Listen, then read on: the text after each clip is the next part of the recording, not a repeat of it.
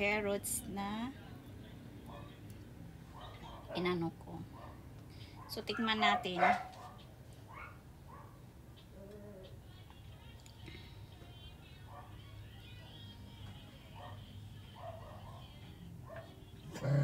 Masarap siya. So, mas masarap to siya pag lagyan mo siya ng yellow. Kaya mag-healthy living na tayo mga guys. So, kung gusto nyo ganito guys, by the way pala, by the way highway, so,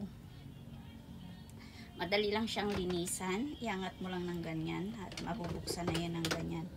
At dito kakapit yung kanyang sapal or yung, you know, yung excess na tawag dito.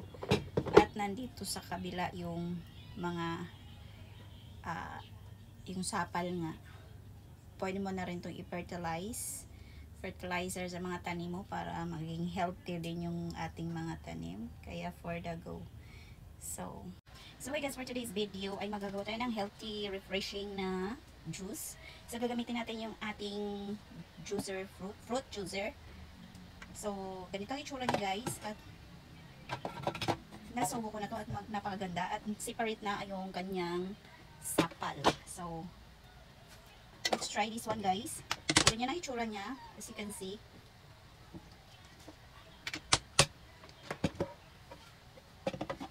So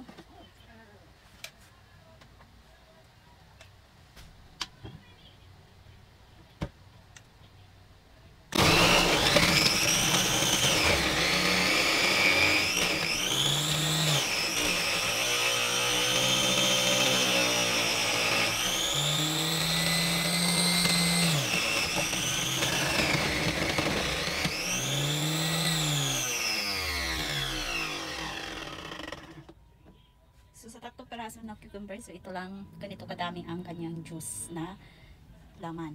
So, lalagay tayo ng 1 perasong carrots kasi nakalimutan ko palang bumili ng apple, pero pwede na to.